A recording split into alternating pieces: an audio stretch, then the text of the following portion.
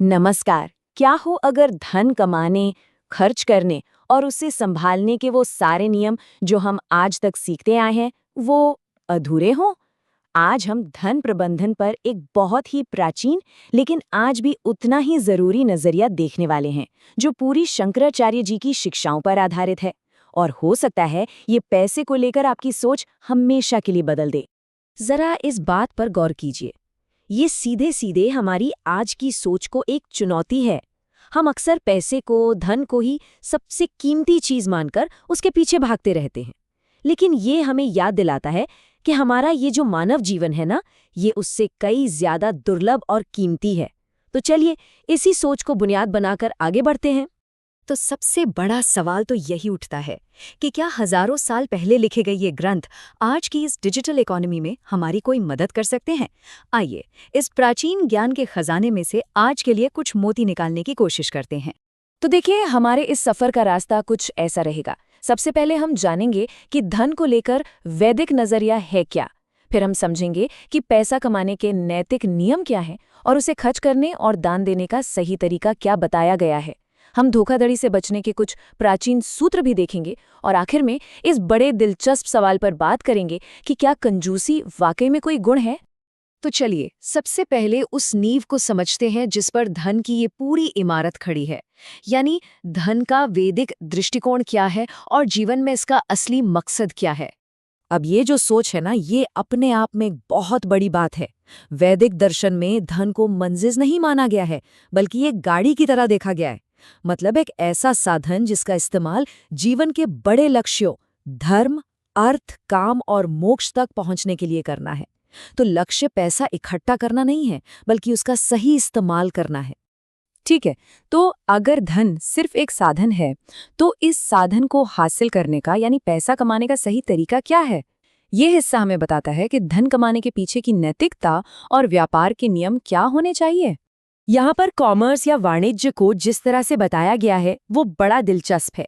ये सिर्फ खरीदना बेचना नहीं है, बल्कि ये एक ऐसी व्यवस्था है जिसमें नियम ही इसलिए बनाए गए हैं ताकि सरकार, आम जनता और व्यापारी तीनों का भला हो। मतलब मुनाफे के साथ साथ सामाजिक जिम्मेदारी का एक गजब का बैलेंस।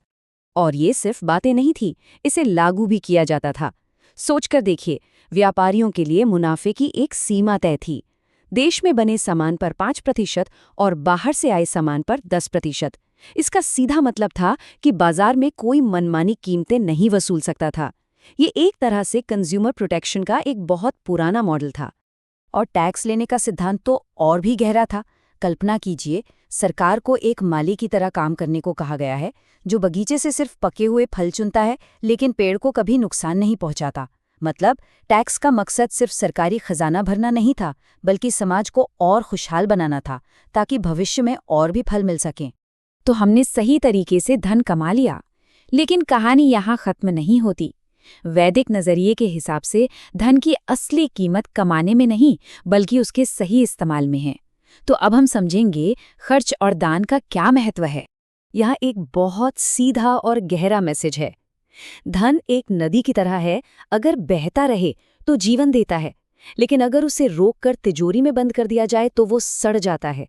इसका असली मकसद जमाखोरी करना नहीं, बल्कि उसे सही कामों में खर्च करना और दान के जरिए समाज को वापस लौटाना है। और इसका सबसे अच्छा उदाहरण हमें एक राजा के कर्तव्यों में मिलता है। उससे ये उम्मीद की जाती थी कि वो पैसे का इस्तेमाल समाज के सबसे कमजोर लोगों की देखभाल के लिए करेगा, जैसे बच्चे, बुजुर्ग और बीमार लोग। यही सिद्धांत हर अमीर व्यक्ति पर भी लागू होता है। हमारी कमाई का एक हिस्सा उनकी मदद के लिए होना चाहिए जिन्हें वाकई इसकी जरूरत है। लेकिन देखिए, जहाँ धन होता है ना, वहाँ खतरे भी होते हैं। और ये सिर्फ बाहरी खतरे नहीं हैं, जैसे धोखाधड़ी, बल्कि हमारे मन के अंदर के खतरे भी हैं, जैसे लालच। ये सेक्शन हमें इन्हीं खतरों से बचने का रास्ता दिखाता है। प्राचीन ग्रंथों में धोखेबाज को पहचानने के लिए कुछ ऐसे प्रैक्टिकल टिप्स दिए गए हैं जो आज भी, आप मानेंगे नहीं, उतने ही काम के हैं। जैसे ऐसे लोगों से सावधान रहें जो अपनी आमदनी से कहीं ज्यादा खर्च करते हैं, जो अपनी पहचान, अपना काम छिपाते हैं, या जिनकी संगत ठीक नहीं है। ये एक तरह का प्राचीन फ्रॉड डिटेक्शन सिस्टम है। और भ्रष्टाचार के बारे में कही गई ये बात, ये तो कमाल है। जैसे पानी में तैरती मछली को पानी पीते हुए देखना नामुमकिन है, वैसे ही सरकारी पदों पर बैठे भ्रष्ट अधिकारियों को पैसा गबन करते हुए पकड़ना बहुत मुश्किल है। ये हमें सिखाता है कि पैसे के मामले में हमेशा चौकन्ना रहना कितना जरूरी है। तो ये तो हुए बाहरी खतरे। अब बात करते हैं एक अंदर के दुश्मन की, और वो है कंजूसी। ये धन से जुड़ा एक ऐसा मानसिक जाल है जिसमें कई लोग अनजाने में फंस जाते हैं। ये एक बहुत गहरा सवाल है जो शायद हम सबके मन में कभी ना कभी आता है। क्या बहुत सादा या कहें कि कंजूसी भरा जीवन जीकर हम अपने पिछले कर्मों या पापों को मिटा सकते हैं? चलिए देखते हैं कि इस बारे में क्या कहा गया है। इस पर शंकराचार्य का जवाब बिल्कुल साफ है।